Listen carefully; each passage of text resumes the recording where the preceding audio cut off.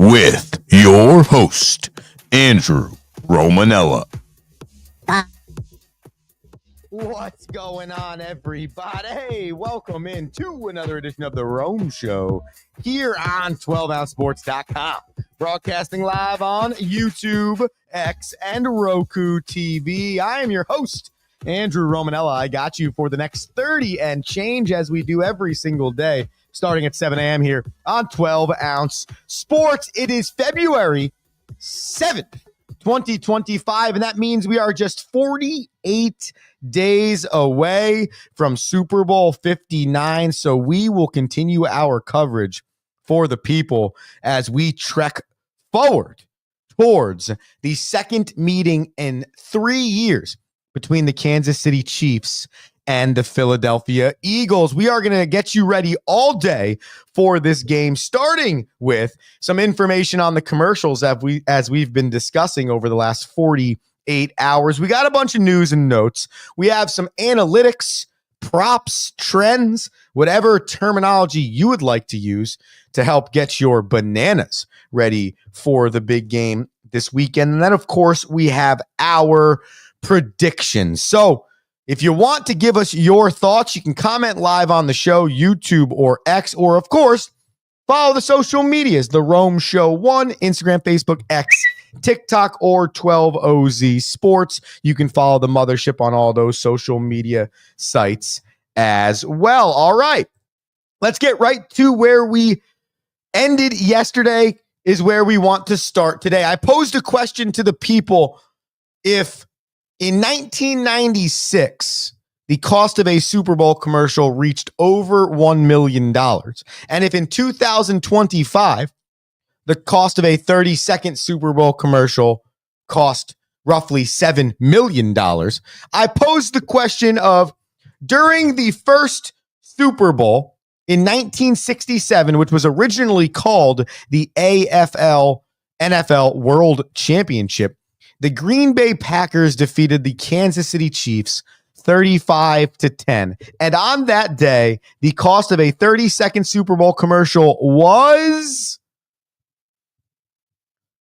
$37,500. That's right. Go back in the day, and you will find that a Super Bowl commercial cost close to what you believe it should actually cost. This year, advertisers are believing they will see a record amount of money spent on advertising and marketing during the 2025 Super Bowl number 59 in its history. So some interesting information there. And it's funny because growing up, the Super Bowl commercial thing was huge. Okay. I would argue, that most people are involved in the Super Bowl for the things outside of the football game. Besides the bets and the Super Bowl box pool, you have the halftime show, Kendrick Lamar this year. That is what sells the common American on watching the Super Bowl. The non-football driven Super Bowl watching fan is only watching the Super Bowl, not only, but primarily for all of those things. And over the years, the Super Bowl commercials to me have become obsolete. Something that I used to literally genuinely look forward to, something that we would discuss the next day. What was your favorite one? This one was good. That one was good. This one sucked. Is now just Not just because the creativity of the commercials, probably because the cost for some of these companies to even entertain having a commercial, but because they released them before the Super Bowl. There's no excitement. There's no, I wonder what the first commercial is going to be. And you probably still don't really know that. But I should not be able to watch Saquon Barkley in a commercial. I should not know that Tom Brady and somebody else are in a commercial together. Let me be surprised. At least give me that remaining tradition of the Super Bowl. Don't tell me the commercials. I want to guess if it's going to be Budweiser or Doritos or a Pepsi commercial. That's what I want to guess. That's what I'm excited for. So over the last decade and change. I feel like social media has really hurt the Super Bowl conversation. So I'd love to know your favorite Super Bowl commercial of all time. I got to think about mine for a second. There have been some elite ones over time.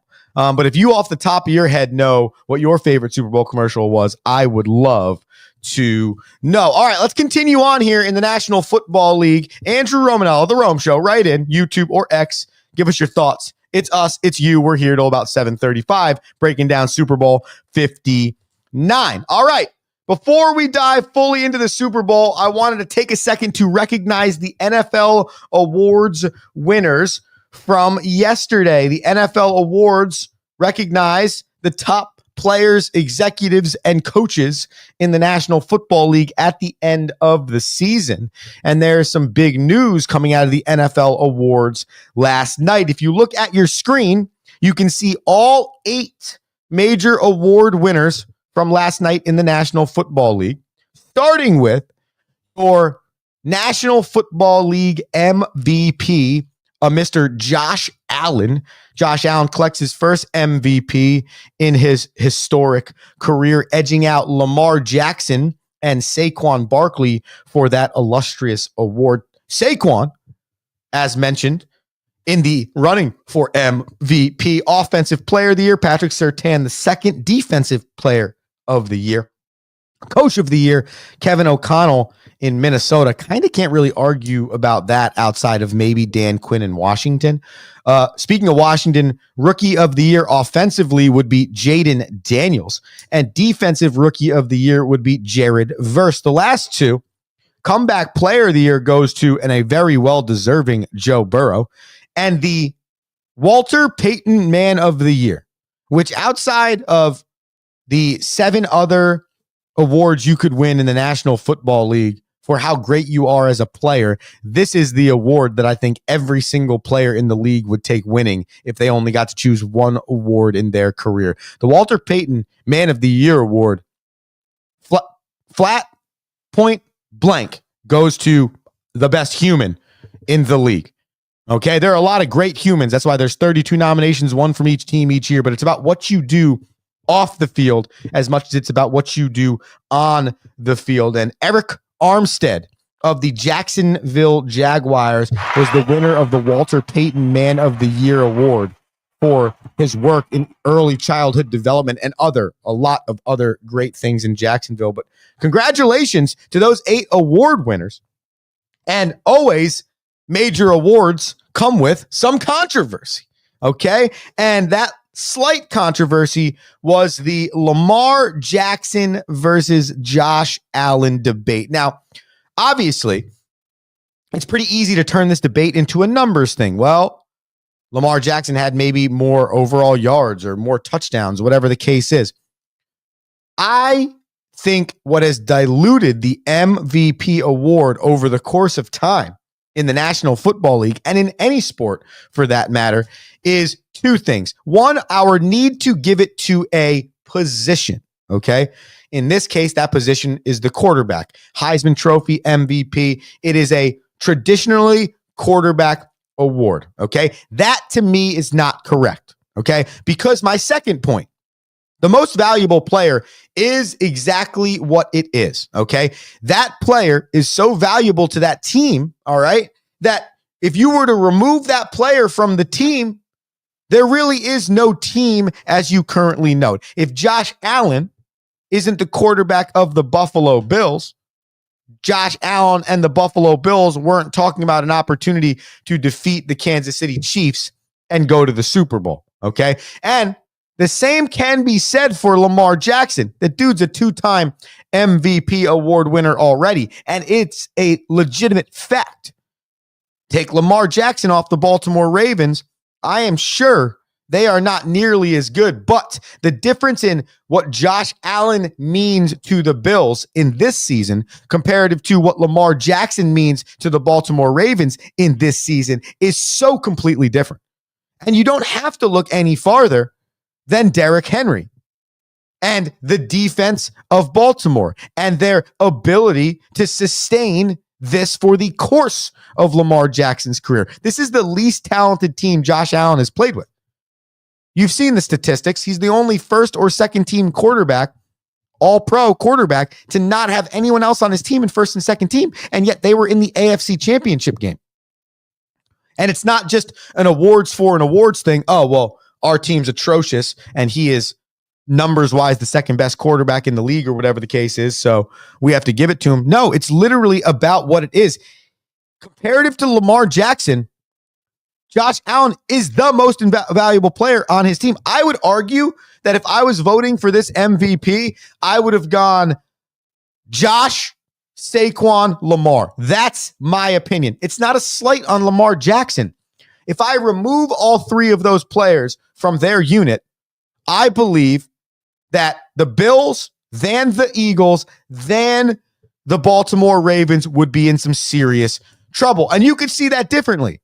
I mean, heck, the Eagles have A.J. Brown, Devonta Smith, and clearly a quarterback in Jalen Hurts that, whether you agree or disagree at the quarterback position, knows how to win, knows how to be under center, knows how to win. Okay? So you could see it the other way. But if you remove the 2,400 yards or whatever from Saquon, I don't think the Eagles are in the Super Bowl right now. Okay? If you remove Josh Allen, I don't even think the Bills are a 500 team right now. If you remove Lamar Jackson, I still think the Baltimore Ravens make the playoffs. Okay? And when I look at it that way, in the simplest of forms, if you think that's stupid or not, whatever, that's called an opinion. The end of the day, Josh Allen to his team, most valuable.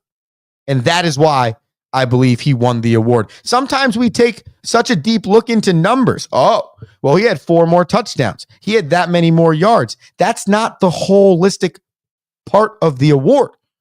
The part of the award is to give it to the person that legitimately meant the most to their team for that individual season.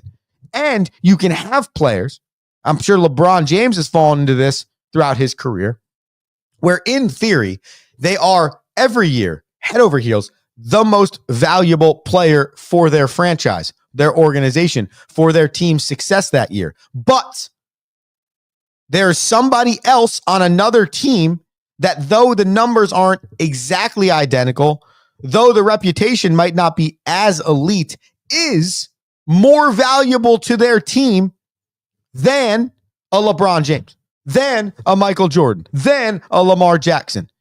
And again, you got to listen to the words coming out of my mouth. It's not a slight on Lamar.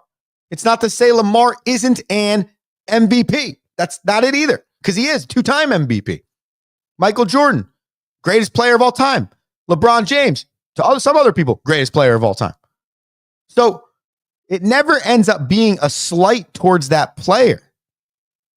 Because generally, if you're in the conversation every year for MVP, you're already a Hall of Famer, which is exactly what Lamar Jackson is. And I don't think this is a giveaway award either.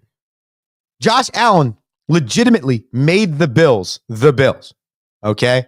And I think he won an award that he deserved. Saquon Barkley got his recognition as well. Another feather in the cap of the former New York Giant. Andrew Romanella, The Rome Show, 12ozsports.com. We are getting you ready for Super Bowl 59, and we are closing the book on the regular season of 2024. We have so much to do on this show, so we're going to take a quick commercial break. Then when we come back, it is all preparation for number 59. We're going to do prop bets, all right? I'm going to give you some trends from a banana standpoint heading into this Super Bowl. I will make my prop picks, and I will tell you what you need to be watching this weekend at Super Bowl 59. Oh, by the way, did I mention we might talk a little Kendrick Lamar, song number 1? Oh my gosh, so much to do. Super Bowl weekend, The Rome Show,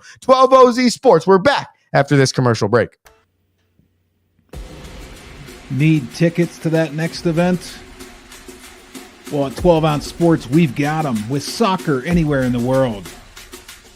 Tickets to any venue, any sport. Want to go to NCAA or NFL football matches? We've got them. Yeah. baseball at every level. Every Power 5 matchup is available. Don't forget, costumes and paint are optional.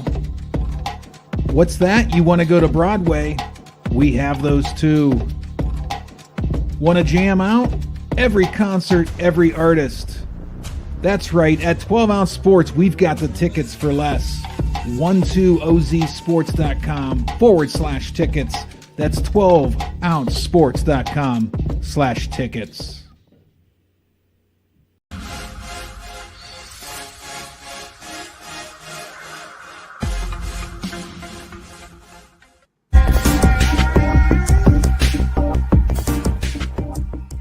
Welcome to MyBookie.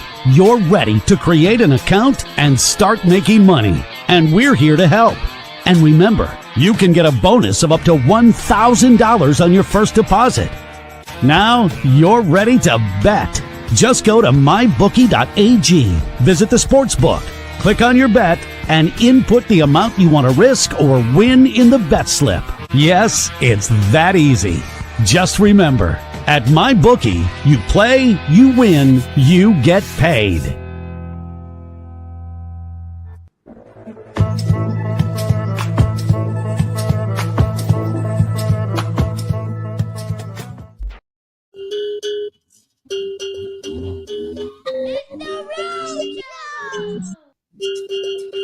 Woo! The Rome Show.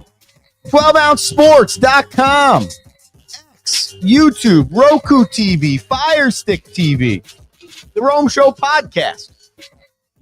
So easy to get the show wherever you want to watch, wherever you want to listen. Andrew Romanella, we're here. About 12 minutes left in this show or whatever the hell it is.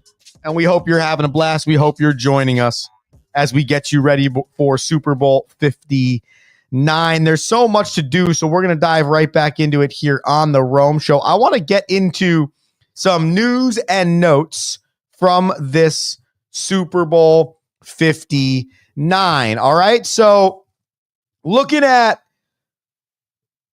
the breakdown over the last 2 days, we kind of went through each half of the football, where the offense stands, where the defense stands, and kind of what our thoughts are. And now I want to talk you through the rest. We'll give you our predictions for 59, and we will go through our prop picks coming up for this weekend. Okay. Oh, yeah. And obviously, my new favorite segment. Show watching.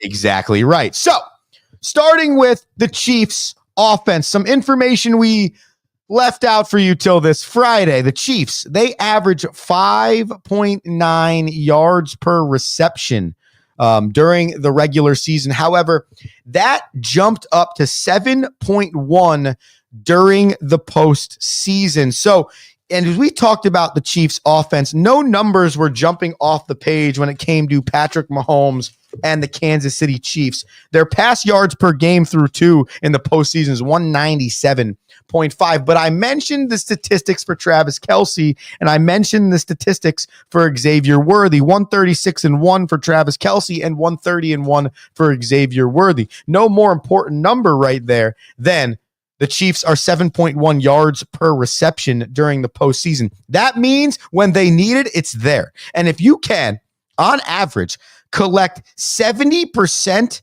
of the 10 yards needed for a first down, how much easier does the National Football League become for you? So if you're the Kansas City Chiefs, that 1,000% is going to be what you're trying to exploit. How have we been doing this so efficiently? How can we look at this elite level Philadelphia Eagles defense and continue to do that elitely?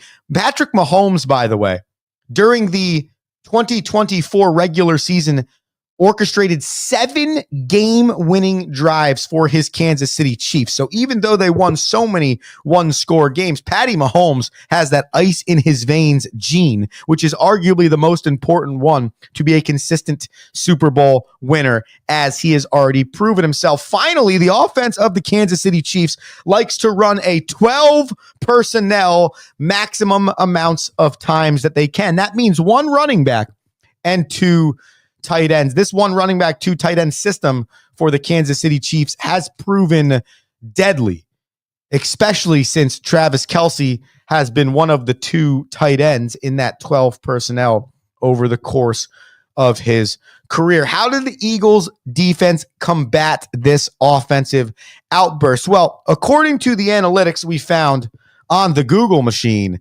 last night, the Eagles, they play light box, meaning 6 or less defenders nearly 62% of the time, okay? Which you might say to yourself, interesting, okay? So they don't really stack the box. Well, when you're talking about a Kansas City Chiefs team that is not necessarily a pariah in terms of running the rock, only averaging 92.5 yards per game during their postseason run and not much greater during the regular season, you say to yourself, okay, well, if you're the Eagles, you're going to immediately say, well, we're playing our bread and butter, which is 7 guys in coverage at least, and we're going to really make Patrick Mahomes and this offensive unit work to try and figure this out, or they're going to have to beat us with the run game, which is, I think, the challenge the Eagles are willing to make against Kansas City. Because when you look at the light box against the Kansas City offense, you would think, oh, wow, okay, well, maybe when there's 6 or less defenders up against the line or in the box, KC's got an elite level run. Absolutely not. When there are 6 or less defenders in the box, KC was 31st in the league this year in explosive plays.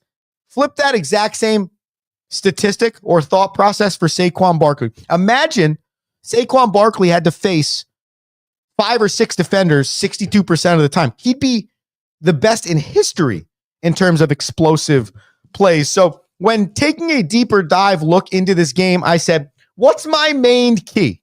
Okay. What's the main thing I'm looking for? What's the main matchup I want to see? Besides the defensive line and the offensive line, I am the most intrigued to see when a team runs a specific defense a way that has proven to be good for them in terms of the Kansas City Chiefs and spreading it out, changing the pressures, and not always just shoving it in the box, okay, which they might have to do against Saquon. And then you got the opposing team, flip that, what the Eagles have to do against Hunt, my bad, dyslexia right there. And then you have the opposing team, the Chiefs, who have not done anything spectacular, but winning though. Like, offensive numbers don't jump off the page, defensive numbers don't jump off the page, they win, okay? And when you see numbers like that and you're going, man, this might be where they have to exploit this thing.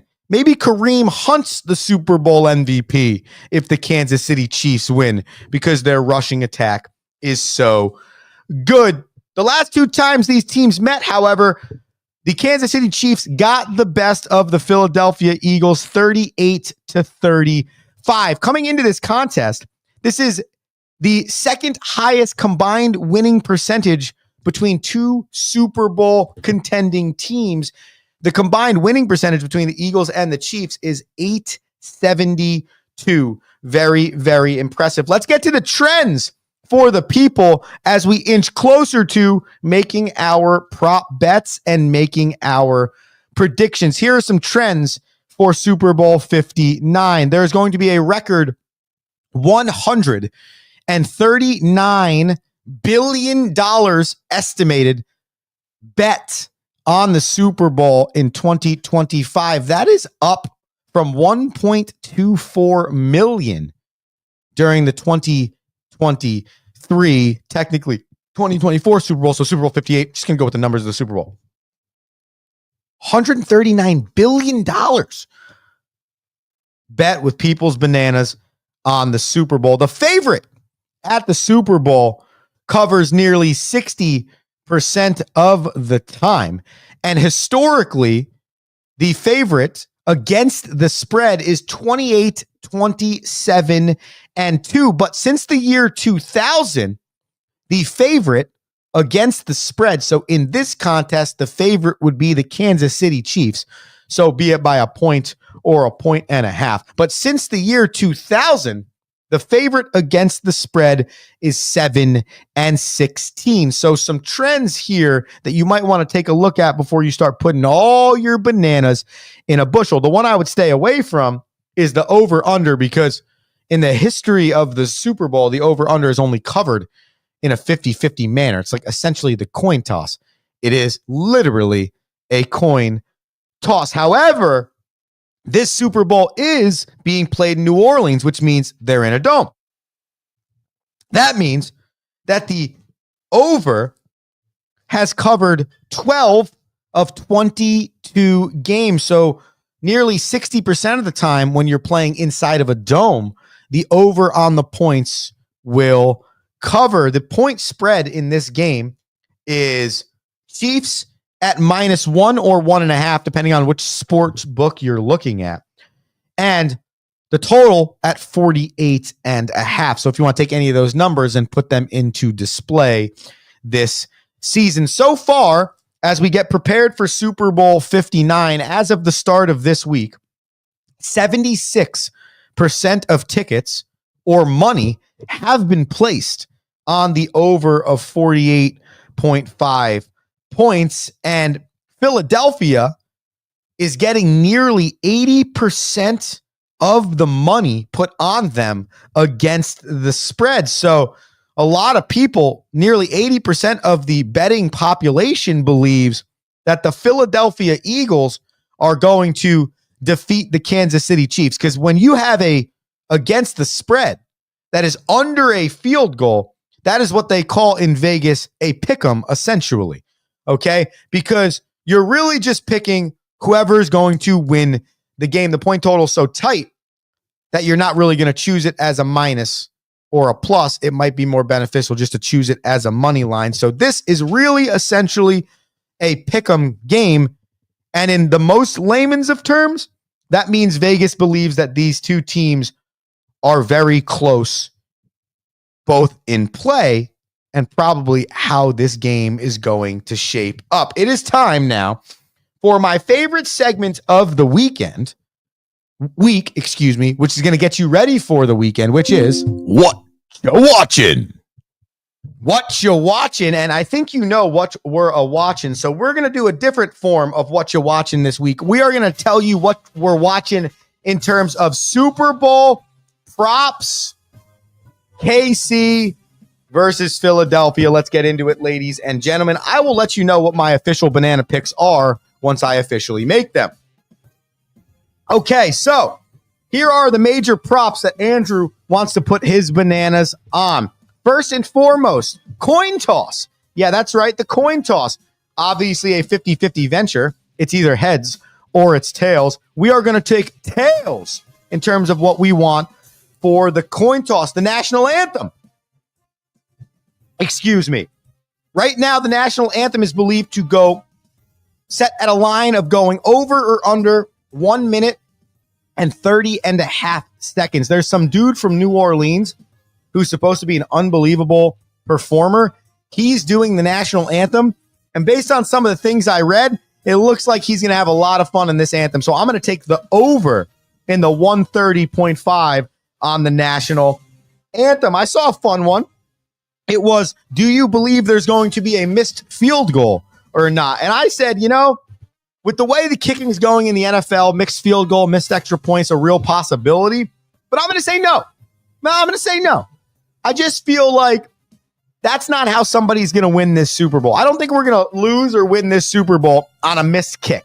I think this is going to be a knockdown, drag out, Mike Tyson heavyweight style fight to figure out who can win this game in a high scoring affair at that. So give me no on the missed field goal or extra point.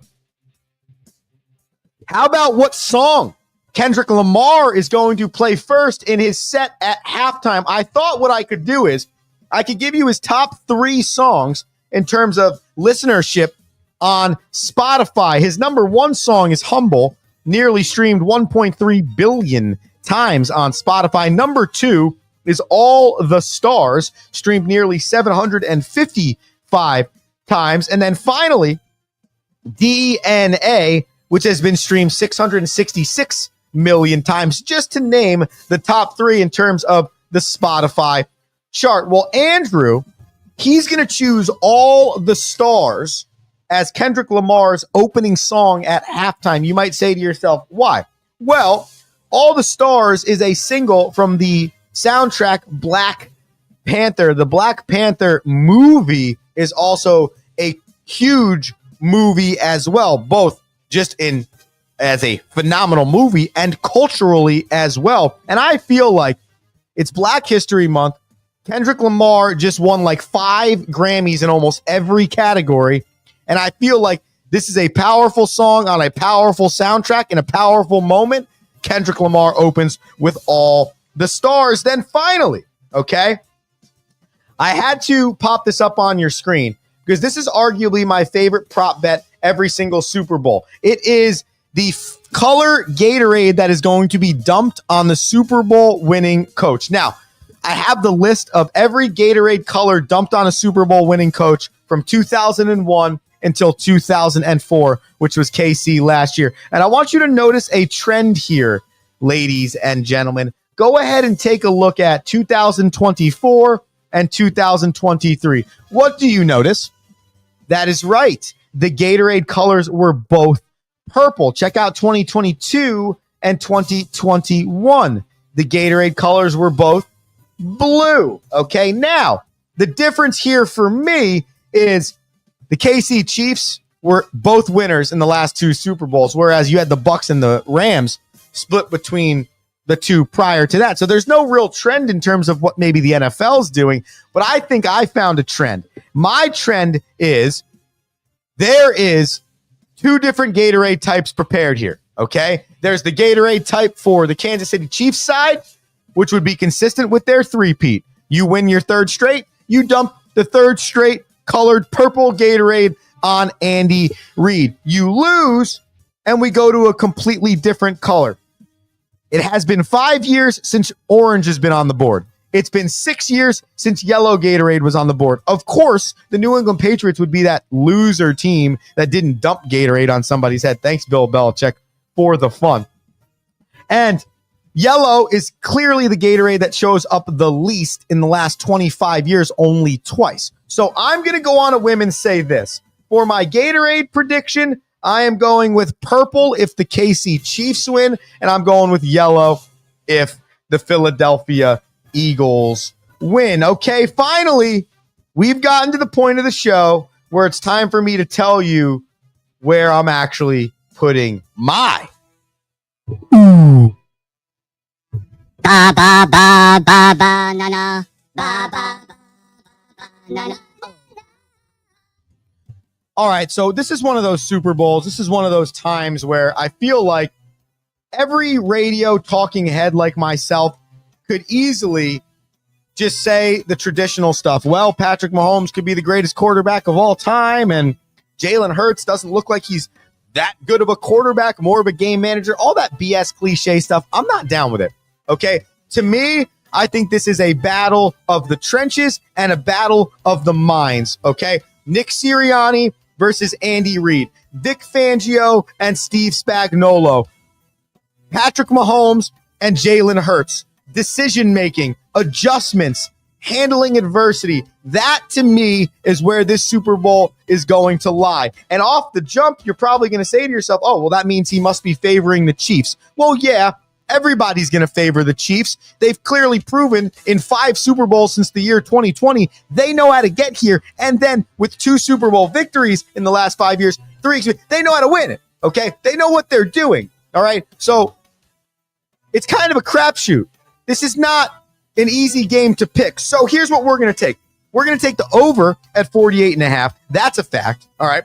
We're going to take the Eagles to win the Super Bowl. Yeah, that's right, all right? I think they are going to win. I'm going to take them at the +1, essentially picking them on the money line. And I'm going to believe in Saquon Barkley, and I'm going to believe he's going to be the most valuable player of this Super Bowl. If you're wondering a score prediction, I'm taking this thing as 28-24. I don't think it's going to be as high scoring as the last Super Bowl that the 2 of these teams were in, but I do believe it is going to be an elite affair nonetheless. That, ladies and gentlemen, is what I'm watching this weekend. Those are my predictions on the Super Bowl, and I hope this has gotten you appropriately prepared for Super Bowl 59. Thank you for tuning in. I had a great week with the people. I hope you had a great week with the people as well. It's the Rome Show. It's 12 OZ Sports. Enjoy Super Bowl Sunday. Be safe. Have fun. And come back on Monday morning so we can break every single thing down. Andrew Romanella telling you to be electric this weekend. And just have a great day. I'll talk to you tomorrow. No, Monday. Peace. Thank you for listening.